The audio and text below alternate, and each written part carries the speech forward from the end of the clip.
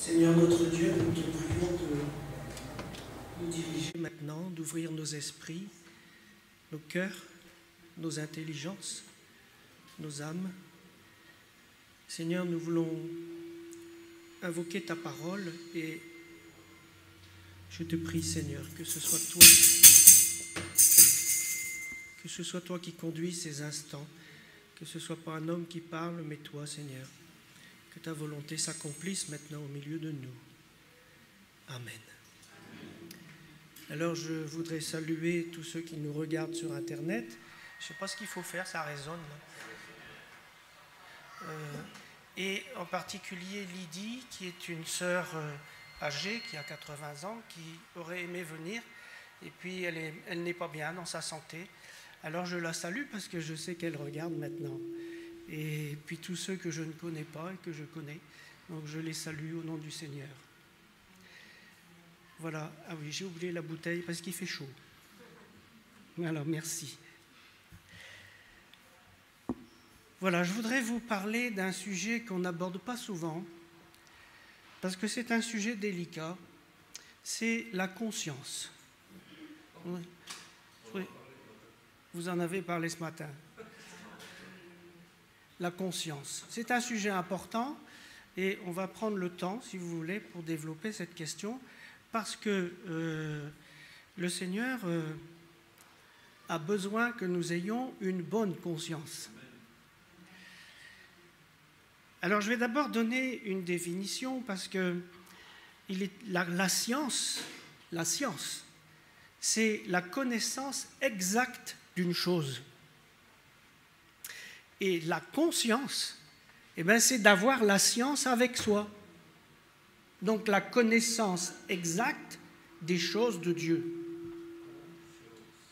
Conscience avec la science. Et la science de Dieu, c'est de connaître les choses de Dieu. Alors avoir une bonne conscience, évidemment, c'est d'avoir une bonne connaissance des choses de Dieu. Et la conscience, nous avons tous une conscience. Que nous soyons croyants ou non, tout le monde a une conscience. C'est un état de l'esprit. Vous savez que nous avons tous un esprit. Dieu a mis en nous un esprit. Si nous n'avions pas d'esprit, nous serions morts. L'esprit, c'est la vie. Et Dieu a mis en chacun de nous une conscience. Et dans cette conscience, il a placé des bornes de manière à ce que l'humanité puisse non seulement exister, mais se développer.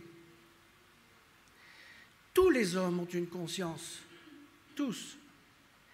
Et l'apôtre Paul disait dans l'Épître aux Romains, chapitre 2, versets 14 et 15, il dit ceci: « Quand les païens qui n'ont point la loi font naturellement ce que prescrit la loi, ils sont eux-mêmes qui n'ont point la loi, une loi pour eux-mêmes. Ils montrent que l'œuvre de la loi est écrite dans leur cœur, leur conscience en rendant témoignage, et leurs pensées s'accusant ou se défendant tour à tour. » Donc vous voyez, il y a dans tout être humain une connaissance intuitive du bien et du mal. Oh là, ça crie par là. Et c'est une marque de la main de Dieu dans chaque créature que nous sommes. Et c'est bien grâce à Dieu et aux consciences qu'il a données que la société est encore debout. Parce que la conscience interdit certains actes nocifs pour la société. Alors, c'est un grand danger pour l'humanité de voir la conscience se déformer, voire se détruire. J'ai relevé ici le plus grand danger pour la survie de l'humanité, c'est d'ignorer la conscience. L'homme peut ignorer sa conscience, il peut le faire. L'homme est libre. Mais à ce moment-là, c'est un acte de malveillance, car ignorer les repères de Dieu, c'est ignorer la société elle-même et la détruire. Et l'homme est aussi capable de déplacer les bornes que Dieu a fixées. Il est capable de bouger les bornes, bien sûr, de les modifier de telle sorte que la conscience ne puisse plus faire son travail correctement. Dans Proverbe 22, au verset 28, on lit « Ne déplace pas la borne ancienne que tes pères ont posée. » Mais les pères avaient posé les bornes parce que Dieu avait parlé.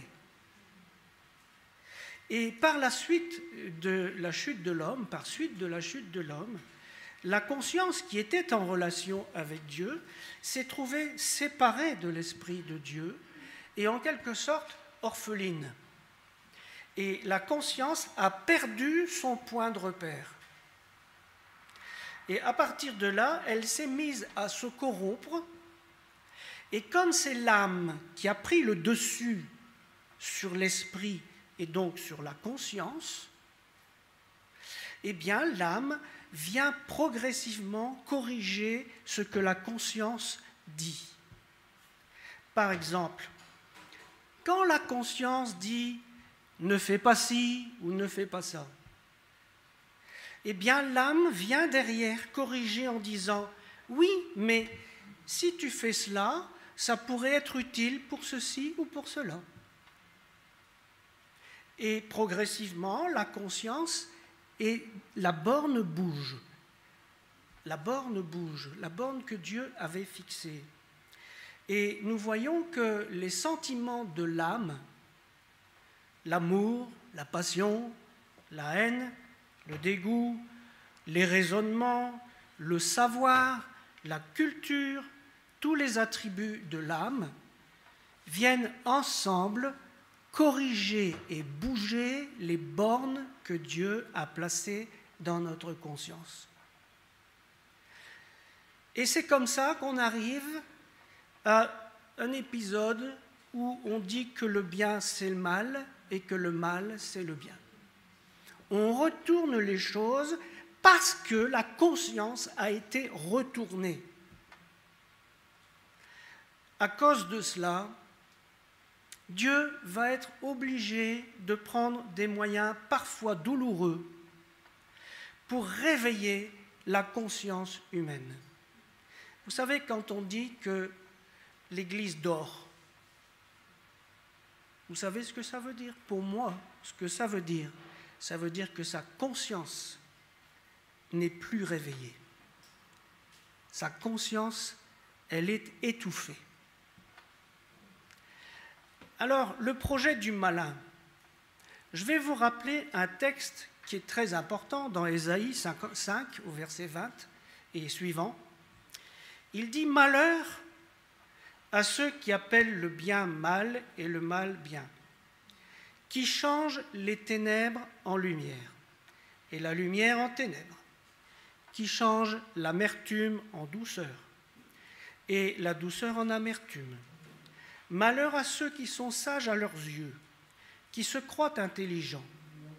Malheur à ceux dont la bravoure est pour boire du vin et de la vaillance pour mêler des liqueurs fortes, qui justifient le coupable pour un présent et enlèvent aux innocents leurs droits.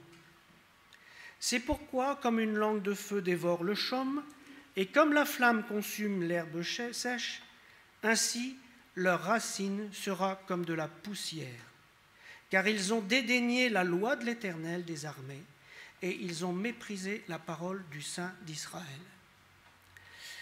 Lorsqu'une route est bien fléchée, Véronique et moi, on aime bien se promener, des promenades balisées, vous savez, que ce soit dans les montagnes ou n'importe où, vous avez des balisages.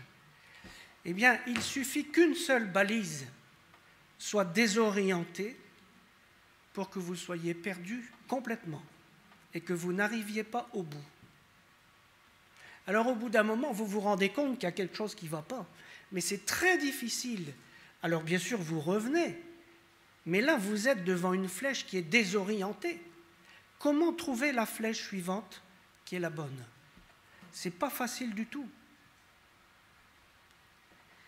Et le projet du malin, c'est la perte de l'humanité, sa destruction.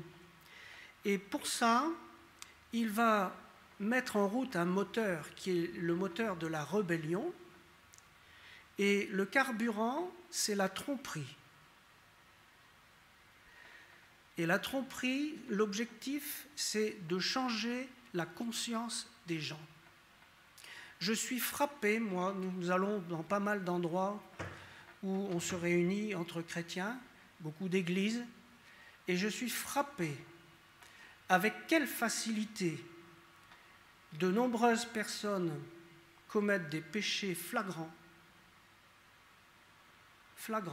en toute bonne conscience. Et que ce soit les autorités ou, je dirais, les simples membres. En toute bonne conscience. Alors, on ne va pas étaler ces péchés, ça ne sert à rien. Mais je suis en train ici d'étudier cette question parce que moi, ça m'a beaucoup troublé. Comment se fait-il que tant de gens puissent pécher, c'est-à-dire être en dehors de la parole de Dieu, en toute bonne conscience? C'est que leur conscience a été détournée. Quelque chose s'est fait. Et la conscience humaine n'aura la place que celle qu'on veut bien lui laisser.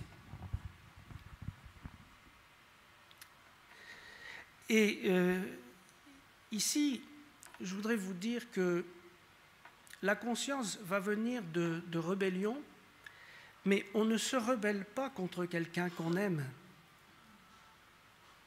On ne se rebelle pas contre quelqu'un qu'on aime. Et la question que je me pose, aimons-nous réellement Dieu? Sa parole est-elle réellement notre lampe? Prenons-nous réellement au sérieux la parole? La conscience est-elle réellement un guide? Dans 1 Timothée, au chapitre 1er, versets 18 et 19, on peut lire le commandement que je t'adresse, Timothée, mon enfant, selon les prophéties faites précédemment à ton sujet, c'est que d'après elles, tu combattes le bon combat en gardant la foi et une bonne conscience. Une bonne conscience. Cette conscience, quelques-uns l'ont perdue et ils ont fait naufrage par rapport à la foi. Alors, nous sommes, je ne vais pas faire un scoop, vous savez très bien que nous sommes arrivés à la fin des temps, il n'y en a plus pour longtemps. Et de nombreuses personnes dans l'Église ont perdu la bonne conscience. Et c'est ainsi qu'il est écrit dans Jean 16 au verset 2. Ils vous excluront des synagogues. Et même l'heure vient où quiconque vous fera mourir croira rendre un culte à Dieu. Et vous savez que, bien sûr, je ne vais pas parler des égorgeurs, mais vous savez qu'il y a des tueurs dans les églises. On peut tuer avec la langue, bien sûr. La conscience, pour être fiable, doit être éclairée par les Écritures. Mais là encore se pose un problème, parce qu'à partir des Écritures, les hommes ont proposé toutes sortes de doctrines qui se contredisent les unes les autres. Et la parole, bien sûr, elle est là pour nous éclairer, mais encore faut-il savoir lire et comprendre les Écritures. J'ai lu un article de M. Labelle qui dit « Paul exhortait Timothée à exposer justement, c'est-à-dire littéralement découper droit, la parole de vérité, c'est-à-dire laisser chaque partie de la Bible à la place qui est la sienne, on ne peut pas, et on ne peut pas non plus appuyer une doctrine sur un verset, sachant qu'il y a éventuellement d'autres versets qui parlent de la même chose, et il faut que tous soient d'accord. Alors, j'ai relevé 3 états de la conscience. Le premier état, je dirais que c'est la conscience corrompue. C'est l'état de la conscience lorsque nous restons sciemment, volontairement dans le péché et que nous dédaignons les appels de Dieu. C'est-à-dire que nous savons que ce que nous commettons, c'est mal, mais peu importe, puisque Dieu ne réagit pas, continuons. Entre parenthèses, je voudrais souligner une chose qui est rarement étudiée, il faudra qu'on le fasse une fois. Mais vous savez que quand Ananias et Saphira ont menti au Saint-Esprit, ils sont morts. Et pourtant, nous étions dans le temps de la grâce. D'accord ? Or, moi, je peux vous dire que des Ananias et Saphira, il y en a des centaines dans les églises. Et ils ne meurent pas. Alors, il y a une explication à tout ça qu'on ne va pas donner maintenant, mais il y en a une.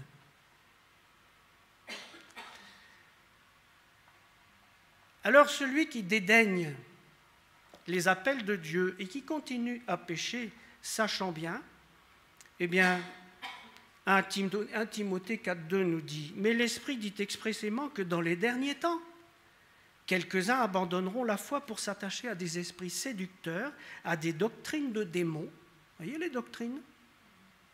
Par l'hypocrisie du faux docteur portant la marque de la flétrissure dans leur propre conscience. Vous voyez, c'est dans la conscience que ça se passe. Et des gens qui font métier d'annoncer la parole de Dieu. Ils en font leur métier presque. Mais leur vie est en contradiction avec ce qu'ils disent. Alors, il est écrit dans Tite 3,11 « Éloigne-toi après un premier et un second avertissement de celui qui provoque des divisions, sachant qu'un homme de cette espèce est perverti et qu'il pêche en se condamnant lui-même. » La conscience peut être pervertie. Le deuxième état de la conscience, c'est une conscience égarée. Ce n'est pas pareil. C'est une conscience qui a été faussée.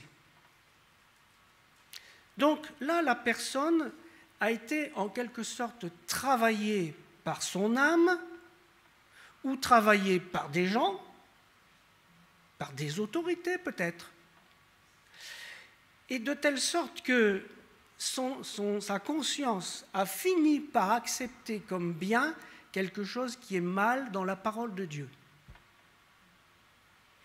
Et les points de repère que Dieu avait mis dans sa conscience ont été déplacés. Alors la personne fait le mal en croyant faire le bien, en pensant que c'est bien. Elle est honnête, hein ? Elle est honnête, cette personne. Mais sa conscience a été bougée. Je dis qu'elle est égarée. C'est évidemment le verset d'Ésaïe 5, verset 20, « Malheur à ceux qui appellent le bien mal et le mal bien ». Après, le troisième état, c'est l'état normal de la conscience, comme elle devrait être, c'est-à-dire avec les bornes qui n'ont pas été déplacées. Là, à ce moment-là, évidemment, ce que je vais dire, je n'arrive pas à trouver les mots, mais dans un état normal, la conscience a le sentiment d'être vraiment dans la vérité de Dieu, dans la vérité de la parole de Dieu. Et le témoignage de la conscience se fait sentir, et c'est comme ça que l'on a la paix, réellement la paix en Dieu.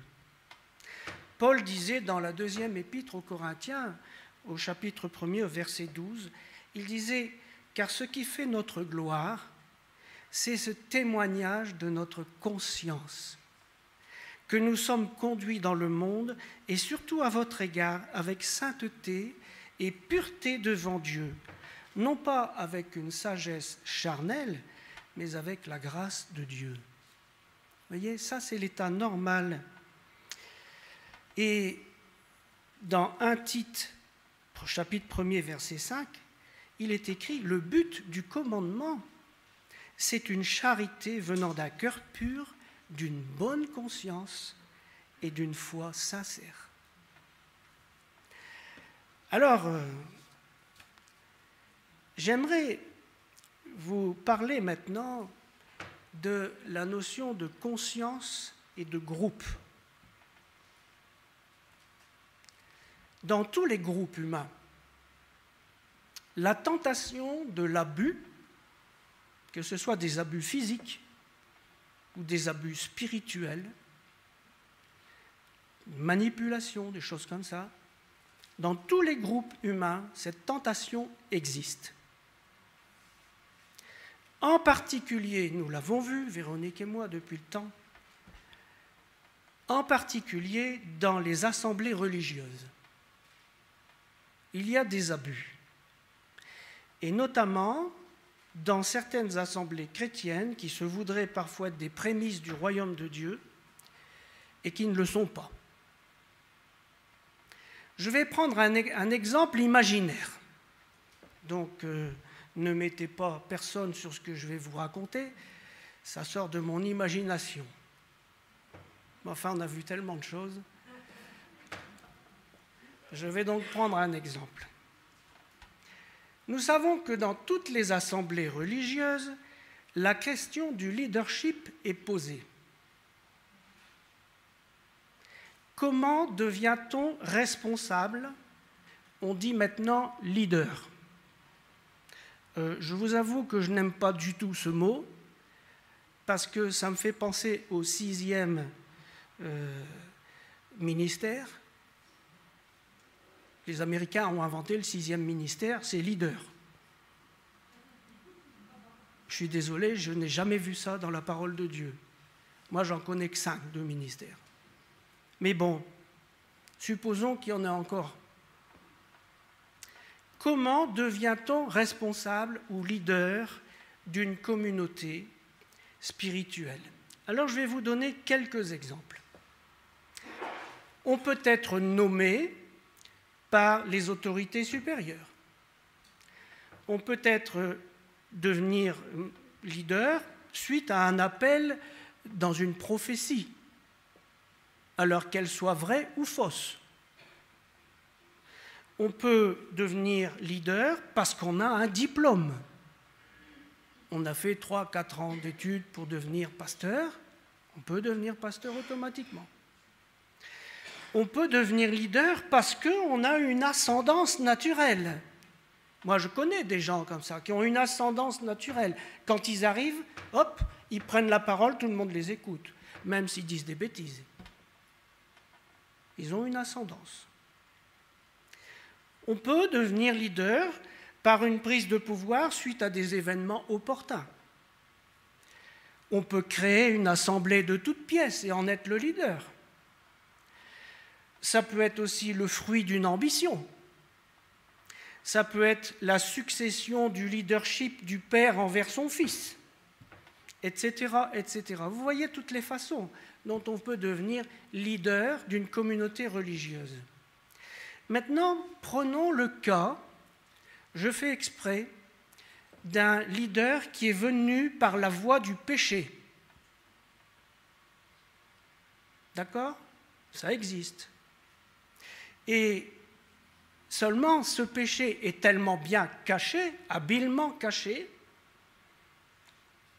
que, eh bien, les autres pasteurs vont le reconnaître. Ils vont cautionner le fait qu'il soit installé.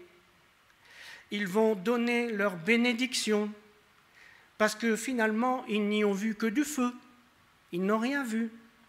Et au bout du compte, ils vont déculpabiliser le fauteur. Et l'histoire continue tranquillement.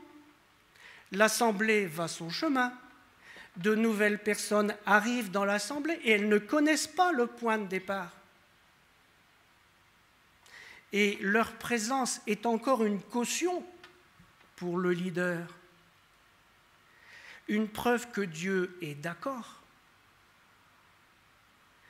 Alors je pose cette question maintenant. Comment un homme dans cette position peut-il arriver à la repentance?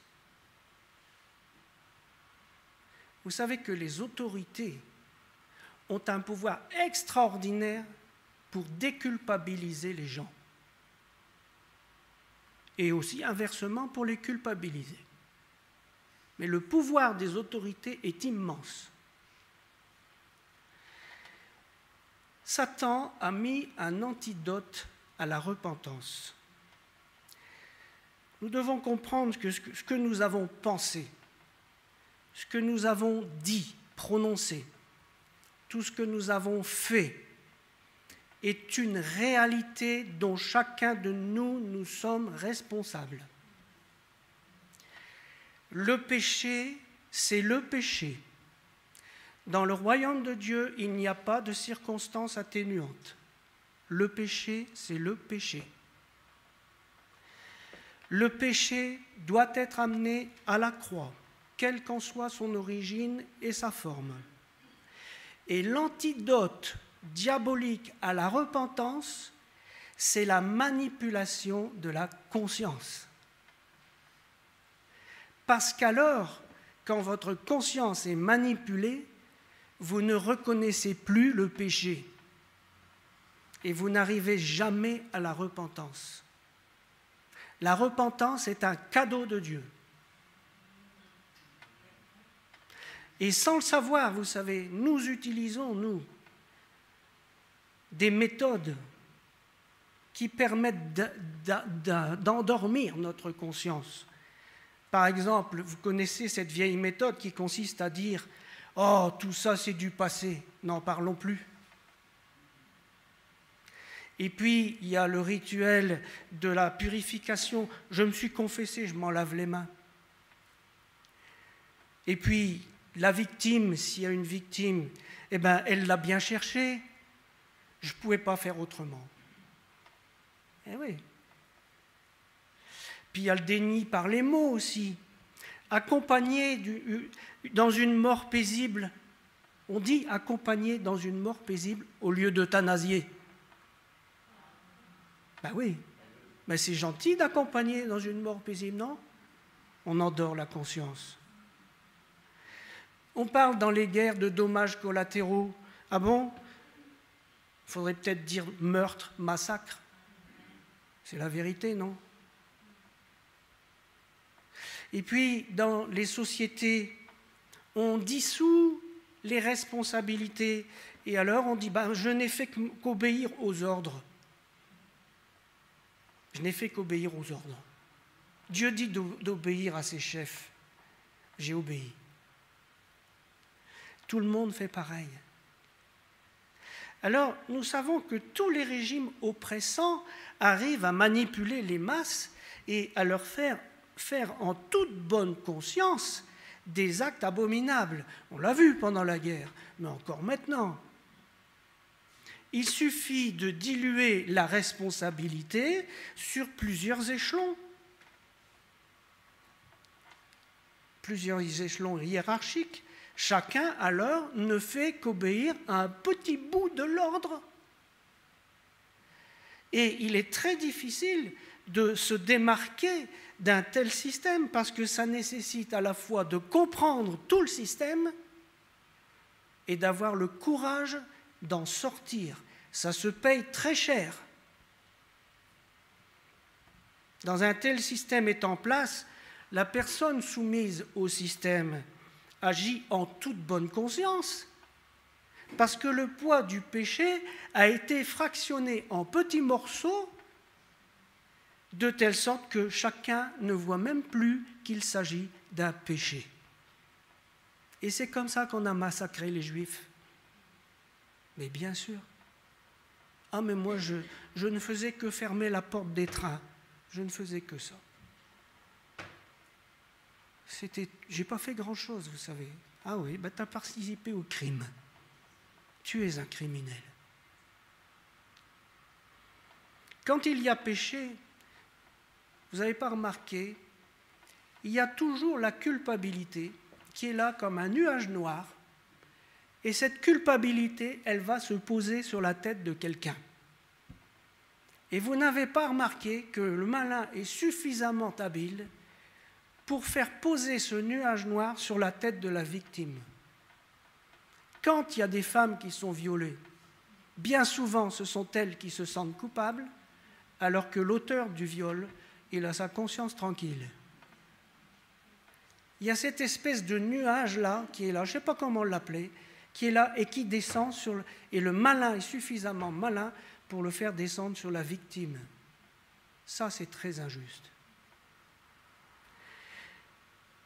Mais je voudrais vous dire une chose, c'est qu'il y a un verset que j'aime bien dans la parole, et tout petit, qui est dans le Proverbe 13, verset 21. Les pécheurs, qu'ils soient poursuivis par leur mal. Qu'on le veuille ou non, la parole de Dieu s'exécutera toujours.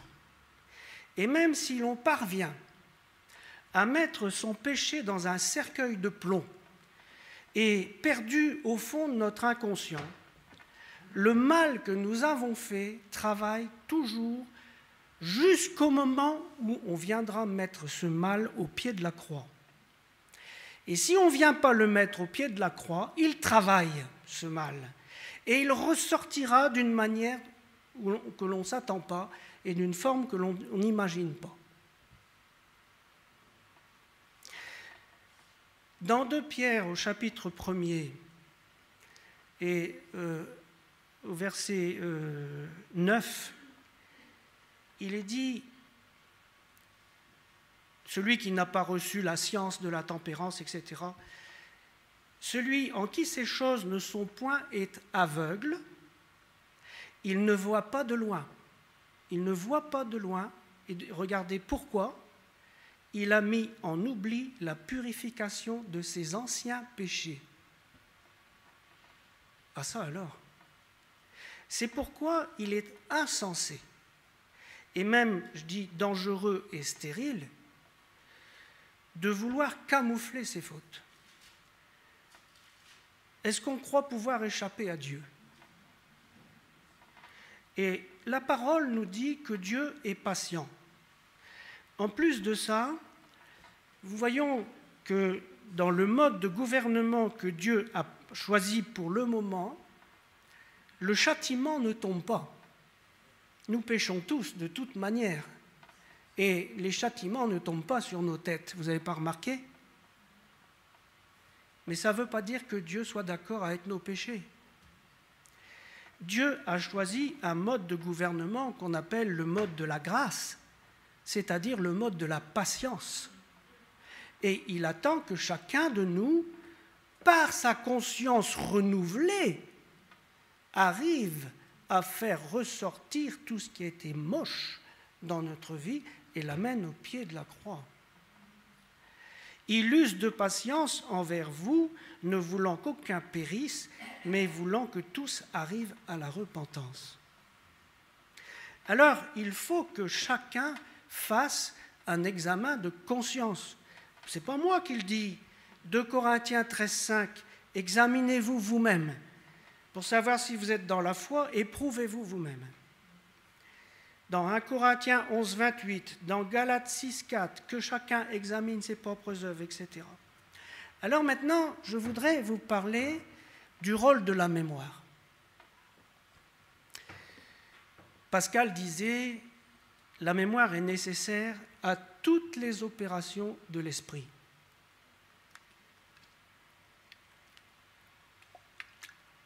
Excusez-moi. Pourquoi la mémoire est-elle si utile? Eh bien, parce que c'est elle qui va associer les événements, les idées, les lieux, etc. C'est elle qui va fournir les rapports de cause à effet, suivant les idées ou les sentiments dont la mémoire va fournir, et nous allons faire des associations.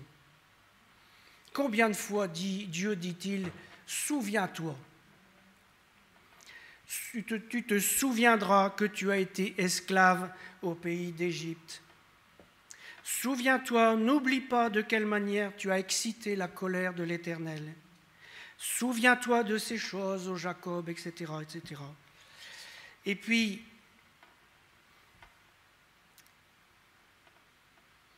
quand le Seigneur Yeshua est parti, dans Jean 2,17, il nous est dit « Ses disciples se souvinrent ».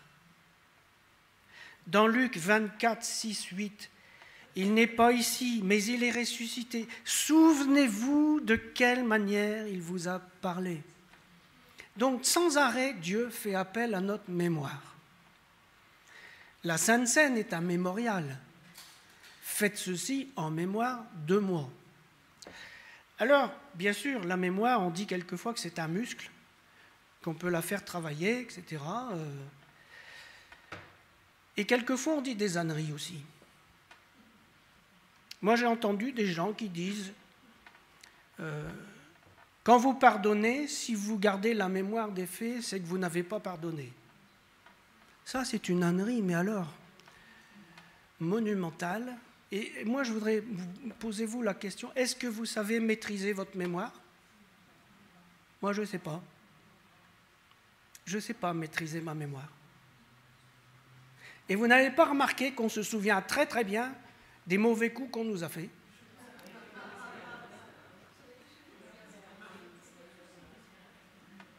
Je ne sais pas maîtriser ma mémoire. Si je voulais oublier quelque chose, je ne sais pas.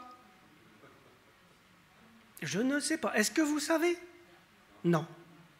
Et la mémoire est très importante. Et si Dieu nous a donné une mémoire, c'est bien qu'elle doit être utile. Alors, la mémoire aura un rôle dans la vie future, dans l'au-delà. On voit bien dans l'histoire du riche et du pauvre qui meurt, le riche, on lui dit « Mon enfant, souviens-toi que tu as reçu des biens pendant ta vie. Souviens-toi. » Et quand Jésus va revenir, quand il va faire le jugement des nations, il va dire « J'étais malade et vous ne m'avez pas visité. » Ah, quand, Seigneur, ne t'avons-nous pas visité? Ben, souviens-toi. Et puis, c'est tout le temps dans la Torah, instruis l'enfant dans la voie qu'il doit suivre, et quand il sera vieux, il ne s'en détournera pas. Pourquoi? Parce que tu remplis sa mémoire. Tu les inculqueras à tes enfants. Prends garde à toi et veille attentivement sur ton âme tous les jours de ta vie, de peur que tu n'oublies ces choses. Donc Dieu veut absolument que nous gardions la mémoire. Parce que quand il va rétablir dans son état notre conscience, il va ramener à la mémoire des choses que nous avons faites qui n'étaient pas belles et que nous devrons amener au pied de la croix. Il veut purifier les anciens péchés, que nous ne prenions pas pour des péchés. Et il y a des associations d'idées qui vont se faire. Il faut absolument que, en plus de la mémoire, la lumière vienne afin de rétablir la conscience et remettre les bornes à leur place si elles ont été déplacées. Parce que c'est la lumière qui nous guide, et cette lumière, elle est contenue dans la parole de Dieu. La parole est esprit et vie. Ce n'est pas un livre ordinaire. C'est la parole de Dieu. Dans Proverbe 6, 23, on peut lire « Le précepte est une lampe et l'enseignement une lumière, et les avertissements de la correction sont le chemin de la vie. Ils te préserveront. » C'est grâce à la lumière que nous pourrons être affranchis et libres.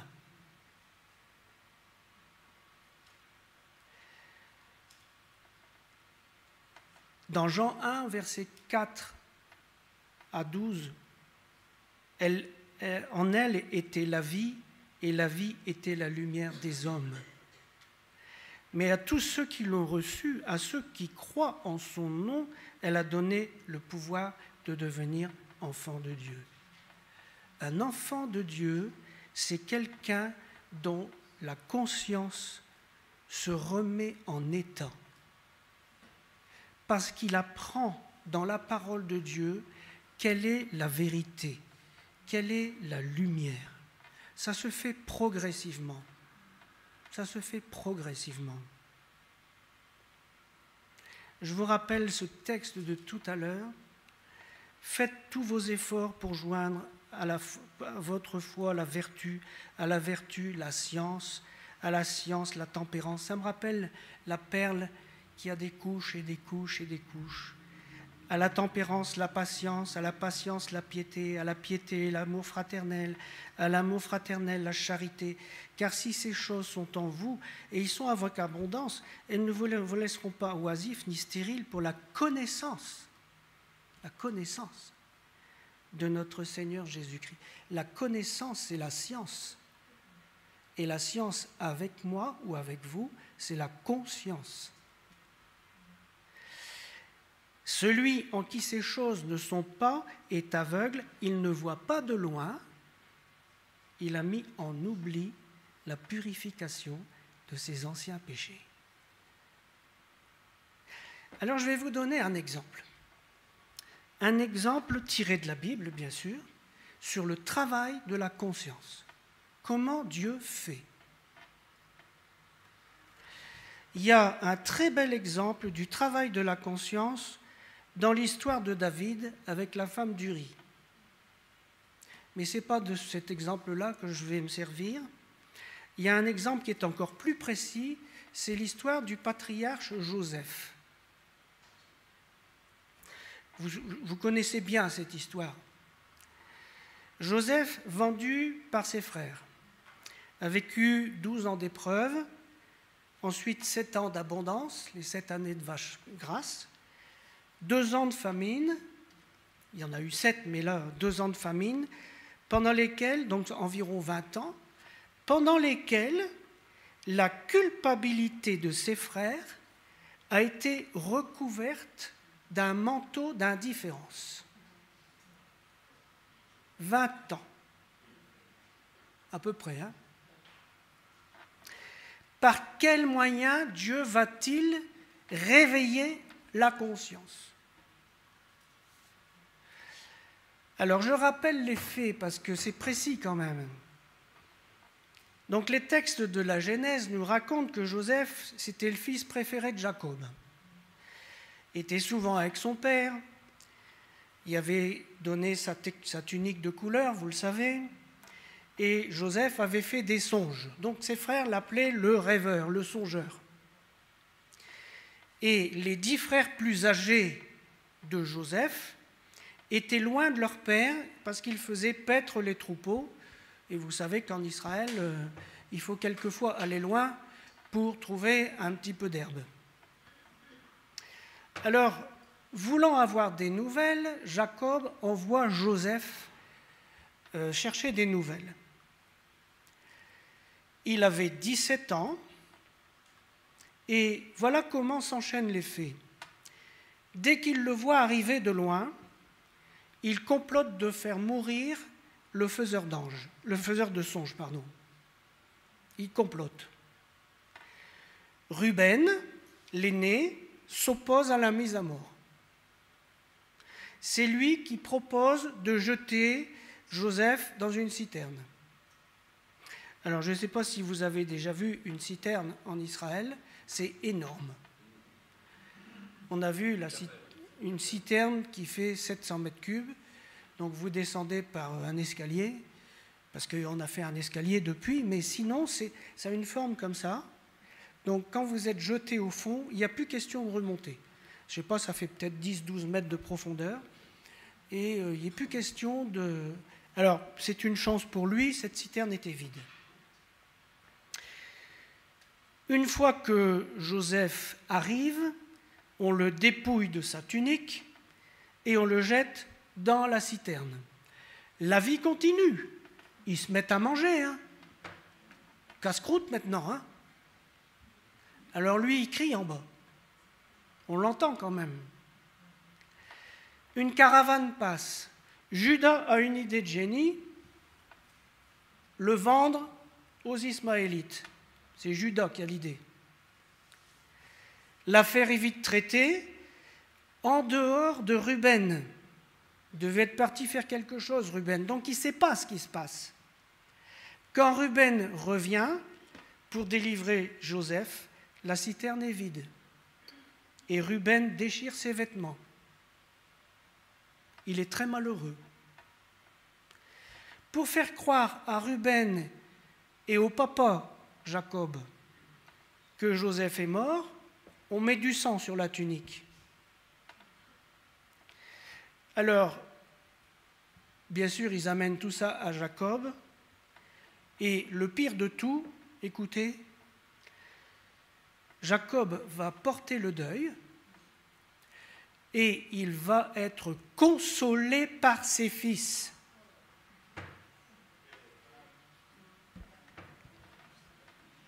C'est pas beau ça? C'est pas beau ça? Des fourbes, une hypocrisie pas possible, une méchanceté hors pair. Alors, il y a une accumulation de péchés. Vous êtes d'accord? Et on voit que dans cette histoire, il ne va pas y avoir une repentance générale. « Oh Seigneur, je te demande pardon, j'ai péché. » Vous savez, c'est comme ça qu'on fait de l'évangélisation maintenant. Hein? On attire les gens en leur disant « Venez, vous allez être guéris. Venez, votre couple sera réparé, etc. » On les attire avec des bonbons, j'allais dire. On fait du marketing. Est-ce que vous voulez donner votre vie au Seigneur? Oh oui. Ah oui. Comme ça, j'aurai plus de dettes. Comme ça, je serai guéri. Comme ça, avec ma femme, ça ira mieux, etc. Et ça donne quoi? Ça donne quoi? Est-ce que la vie des gens a été passée en revue? Pas du tout. Alors, comment Dieu va-t-il faire avec ses fils d'Israël? Vous savez qu'il y a une famine à un moment donné. C'est Dieu qui l'a voulu. Et pourquoi il l'a voulu? Pour les coincer. Mais bien sûr, il n'y a pas de hasard avec Dieu.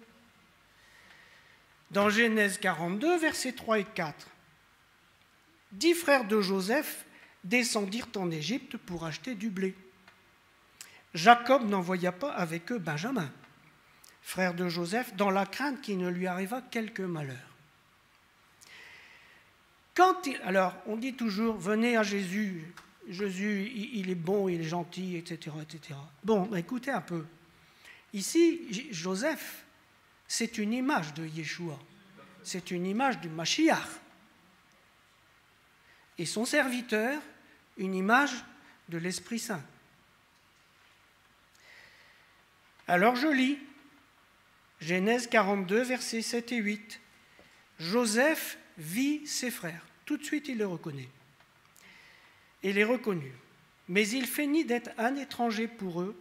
Il leur parla durement. Et il leur dit, d'où venez-vous? Ils répondirent du pays de Canaan pour acheter des vivres. Joseph reconnut ses frères, mais eux ne le reconnurent pas. Joseph se souvint des songes qu'il avait eus à leur sujet, et il leur dit, vous êtes des espions. C'est pour observer les lieux faibles du pays que vous êtes venus. Autrement dit, Joseph, le Machiar, si vous voulez, il les reçoit, on ne peut pas plus froidement. On est loin, hein? On est loin hein, de ce qu'on fait, nous, dans nos assemblées. Ils sont reçus froidement. Et non seulement ils sont reçus froidement, mais il les accuse. Il connaît le cœur de ses frères. Et il va utiliser toute sa pédagogie pour les amener à la repentance. Et la repentance, c'est le vrai cadeau de Dieu. Je dis toujours que les cadeaux de Dieu, la guérison par exemple, c'est vrai que c'est un cadeau de Dieu. Mais qu'est-ce que j'en ai à faire d'aller en enfer guéri et en bonne santé? La véritable guérison, c'est la guérison de l'âme. Et la guérison de l'âme, c'est une vraie repentance, pas du cinéma. Alors ça commence par une accusation, un accueil froid. C'est étonnant, hein? C'est la pédagogie de Dieu. Moi, quand le Seigneur est venu me chercher, il a mis un mur devant moi. Je ne vais pas vous raconter ça maintenant, mais il a mis un mur devant moi. Je me suis cogné sur le mur. C'est vrai que je me battais souvent quand j'étais petit. Et là, le Seigneur il a dit, ben maintenant c'est avec moi que tu vas te battre. Et j'ai perdu. J'ai perdu. Il a fallu 1 an et demi, 2 ans, pour que je dise, bon ben maintenant c'est bon. J'ai compris. Mais voilà, alors il a des pédagogies hors normes. Et voilà ce que ces 10 frères disent. Dans Genèse 42, versets 11 à 14, « Nous sommes tous fils d'un même homme. » C'est vrai, ils ne mentent pas. « Nous sommes sincères. Tes serviteurs ne sont pas des espions. » Il leur dit nullement, « C'est pour observer les lieux faibles du pays que vous êtes venus. » Ils répondirent, « Nous, tes serviteurs, nous sommes 12 frères, fils d'un même homme du pays de Canaan. Et voici le plus jeune est aujourd'hui avec notre père, et il y en a un qui n'est plus. » Et Joseph leur dit, « Je viens de vous le dire, vous êtes des espions. » Quelle drôle de pédagogie. Alors, ils disent, « Nous sommes sincères », c'est-à-dire qu'il y a une version officielle de tout ce qui s'est passé il y a 20 ans.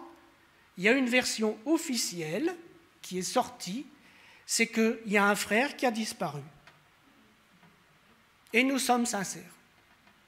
Et ils se tiennent à cette version officielle. Je vais vous dire, la sincérité, c'est une belle chose, mais ça n'est pas toujours la vérité. Je dis toujours la même chose, vous l'avez sûrement déjà entendu, mais je peux très bien prendre sincèrement le train pour Paris et arriver à Bruxelles. Donc la sincérité, ce n'est pas la vérité. Alors ils sont sincères et ils pensent, ils ont réussi en 20 ans, avec la version officielle de ce qu'ils racontent tout partout, eh bien ils ont réussi à apaiser leur conscience. En plus, ils ont fait le bien, ils ont consolé leur père. Voyez ? Alors, Yeshua Mashiach dit, voilà comment vous serez éprouvés. Épreuve. Par l'avis du Pharaon, vous ne sortirez pas d'ici que votre jeune frère ne soit venu. Envoyez l'un de vous pour chercher votre frère et vous restez prisonniers. Vos paroles seront éprouvées. Et je saurai si la vérité est chez vous. Ce n'est pas la sincérité que Dieu cherche, c'est la vérité.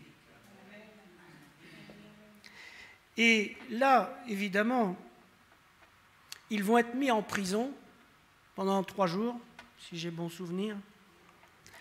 Et pendant 3 jours, la conscience commence, via la mémoire, à travailler. Ils se dirent l'un à l'autre, oui, Nous avons été coupables envers notre frère, car nous avons vu l'angoisse de son âme quand il nous demandait grâce, et nous ne l'avons pas écouté, c'est pour cela que cette affliction arrive. » Ah, vous voyez, il commence à faire les liens de cause à effet. Et ça, c'est grâce à la mémoire. Parce qu'ils ont eu beau mettre un cercueil de plomb sur l'histoire d'il y a 20 ans. Maintenant, parce qu'ils sont en prison, la mémoire revient. Et vous savez, les prisons de Dieu, ce n'est pas forcément des prisons avec des barreaux. Ça peut être la maladie. Quelquefois, Dieu met quelqu'un sur un lit pour qu'il réfléchisse et qu'il se rappelle de certaines choses. Et Dieu a des... Mais bien sûr qu'il a une pédagogie, mais bien sûr qu'il travaille nos âmes et nos esprits. Bien sûr. Alors, la mémoire revient, ils font des liens, et là, Ruben dit, prenons la... Ruben, vous savez, Ruben, c'était le plus humain de tous. Prenant la parole, il leur dit, ne vous disais-je pas, ne commettez pas un crime envers cet enfant, mais vous ne m'avez pas écouté, et voici son sang est redemandé. Vous voyez le lien qu'il fait? Et ça commence à revenir. Ça commence, mais ça va prendre du temps. Et alors, on enchaîne Siméon. Siméon est enchaîné. Il faut reconnaître que Siméon, c'était, avec Lévi, c'était des violents. Siméon était un violent. Alors c'est lui qui est enchaîné. Et nous savons bien que Joseph va jouer d'un stratagème. Quand il les renvoie avec le blé, il va mettre de leur or qui servait pour payer le blé, il le remet dans leur sac. Ils chargèrent le blé sur leurs ânes et partirent. Et l'un d'eux ouvrit son sac pour donner du fourrage à son âne dans le lieu où ils passèrent la nuit, et il vit l'argent qui était à l'entrée du sac. Et il dit à ses frères, « Mon argent a été rendu, et le voici dans mon sac. » Alors, son cœur fut en défaillance. Ils se dirent l'un à l'autre en tremblant, « Qu'est-ce que Dieu nous a fait ?» Il ne dit pas « Qu'est-ce que Joseph nous a fait ?» Ils commencent à se rendre compte que Dieu est en train de se mêler de leur histoire, et là, Dieu est en train de parler d'argent, parce qu'ils ont vendu Joseph. Tu as fait une malhonnêteté avec l'argent de Dieu. Attends, il va t'en parler. Attends quelques années, ça va revenir. Vous savez, dans le psaume 50 qui est écrit par Asaph, Asaph était un prophète. Il dit, dans le psaume 50, il parle du méchant qui se fiche pas mal de ce que Dieu dit et fait, puisque de toute façon, Dieu ne fait rien. Et Dieu dit, voilà ce que tu as fait, et je me suis tu. Tu t'es imaginé que je te ressemblais, mais je vais te reprendre et tout mettre sous tes yeux. Voilà la pédagogie de Dieu. Il reprend ses bien-aimés et met tout sous leurs yeux pour qu'ils arrivent à la repentance. Ça, c'est l'amour. C'est le véritable amour, parce que c'est le seul chemin pour être vraiment libre. Et quand le Seigneur permet que nous passions à travers des épreuves qui nous conduisent à la repentance, eh bien, merci Seigneur. Parce que ça, c'est vraiment un cadeau que tu nous fais. Parce que je vais vous dire, les anciens péchés qui sont sur une robe blanche, les anciens péchés, ce sont des taches. Elles ont peut-être été blanchies au soleil avec le temps, mais elles sont toujours là.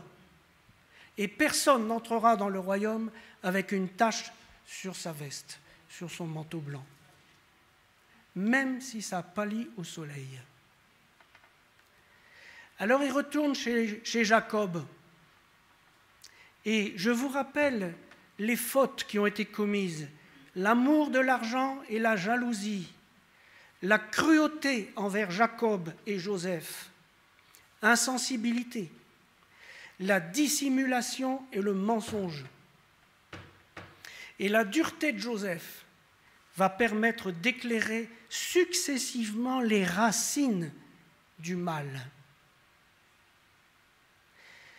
eux, ils s'en tiennent toujours à la version officielle des événements qui se sont passés il y a 20 ans. Et quand ils arrivent devant Jacob, leur père, sachant que Siméon est enchaîné, Jacob dit ceci: « Vous me privez, mes enfants, Joseph n'est plus, Siméon n'est plus, et vous prendriez Benjamin ?» Et c'est encore Ruben, le plus gentil, qui dit à son père: « Tu feras mourir mes 2 fils si je ne te ramène pas Benjamin. » Ses tripes sont en train de se travailler. Quelque chose se passe dans son cœur. Alors, ils s'en vont, ils retournent, parce qu'il manque de blé. Dieu soit loué, tu as fait une famine. Sans la famine, il n'y aurait pas de repentance. Sans le désert, si je ne te conduis pas au désert pour te parler, elle sera où la repentance? La fiancée monte du désert. La fiancée monte du désert. Alors voilà que Dieu assiste, il augmente la calamité. Et ils sont obligés de retourner chercher du blé. La famine s'appesantissait. Jacob dit à ses fils: « Retournez acheter un peu de vivres, etc. » Et Judas dit à son père: « Laisse venir l'enfant avec moi. Si je ne le ramène pas auprès de toi, si je ne te le remets pas devant ta face, je serai pour toujours coupable devant toi. » Voilà que Judas, celui qui vendait Joseph, se met à avoir des sentiments. Et il se met à se rendre compte du mal qu'il a commis. C'est alors qu'apparaît un nouveau personnage dans cette histoire. C'est quand ils arrivent devant Joseph, ils sont accueillis par le serviteur de Joseph, qui est une image du Saint-Esprit. Et ce serviteur fait entrer les frères de Joseph dans sa maison. Il leur procure la paix et il les accueille. C'est beau, hein? Mais c'est lui aussi, le Saint-Esprit, qui, sur ordre de Machiar, Joseph, va placer la coupe d'argent de Joseph dans le sac de Benjamin. Et quand Benjamin et les autres vont partir pour aller chercher leur père, alors le serviteur va les rattraper et dire: « Pourquoi avez-vous pris la coupe de mon Seigneur ?» Et Benjamin est fait prisonnier. Benjamin étant fait prisonnier, alors le cœur des frères de Joseph tombe en défaillance. Benjamin accusé de vol.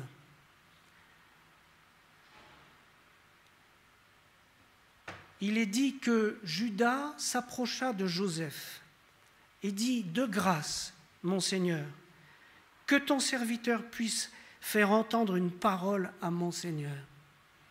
Nous avons un vieux père.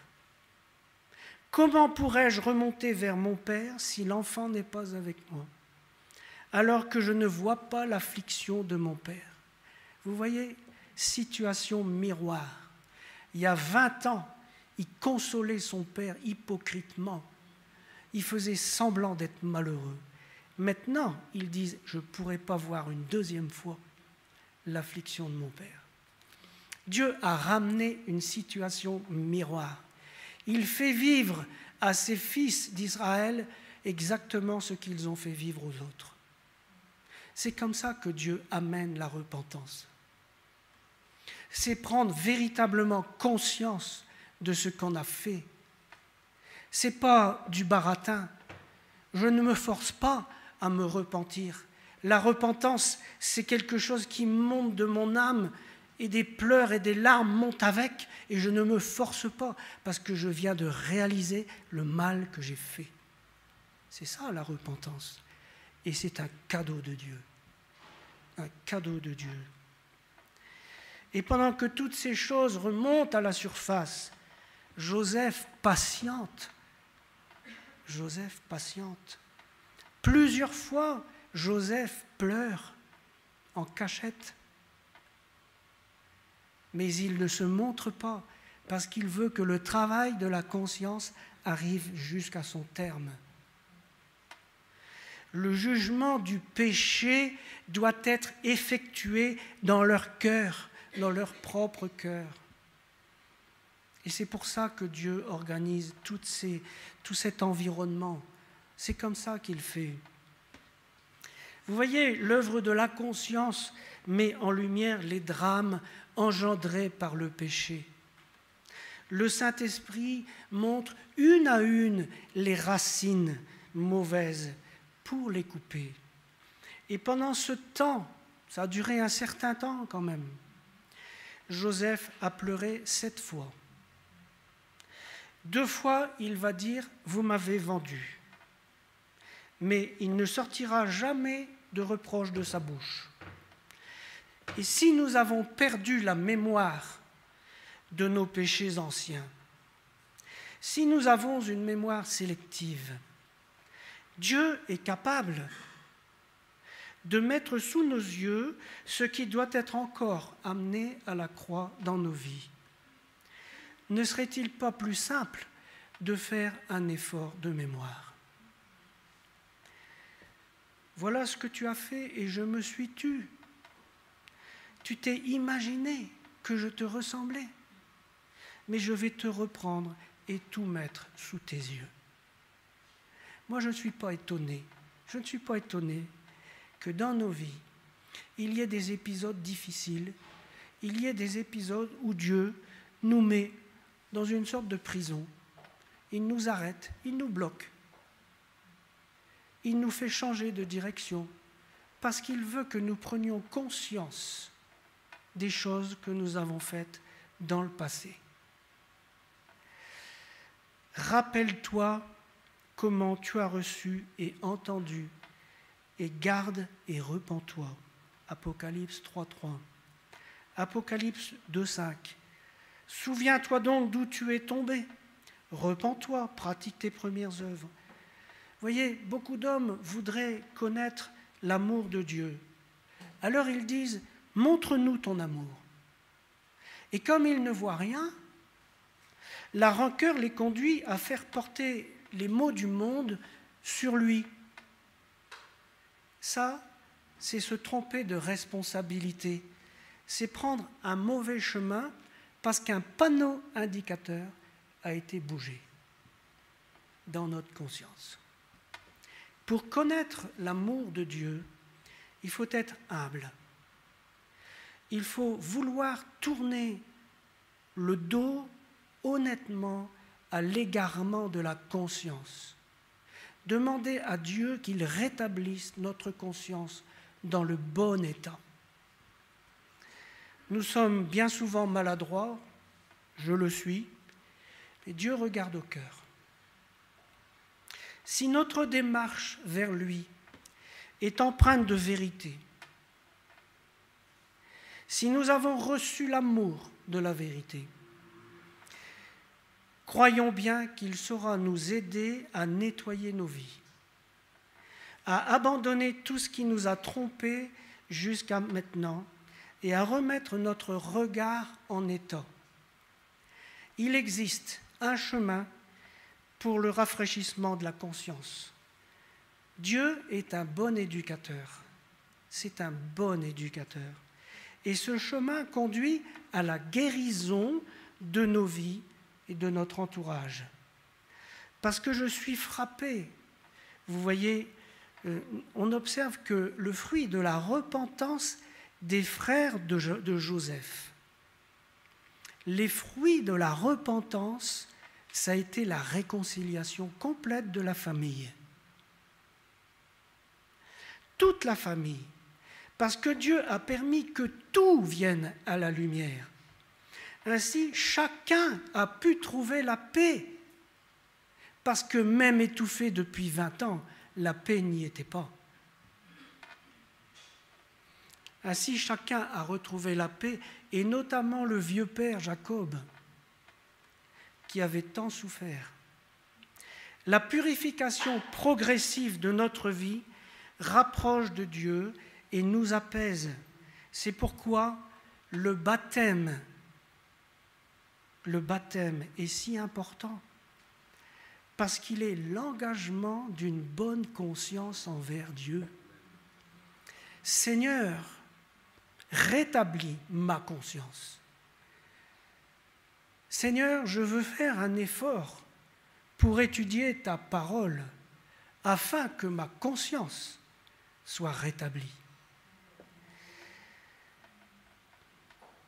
Dans 1 Jean 3, versets 21 à 22, il est dit « Bien-aimés, si notre cœur ne nous condamne pas, nous avons de l'assurance devant Dieu. Quoi que ce soit nous demandions, nous le recevons de lui parce que nous gardons ses commandements et que nous faisons ce qui lui est agréable. Quand on garde ses commandements, croyez bien que la conscience se rétablit. Alors, je termine par un petit verset que j'aime beaucoup, Matthieu 5, 8. « Heureux ceux qui ont le cœur pur, car ils verront Dieu. » Que le Seigneur vous bénisse.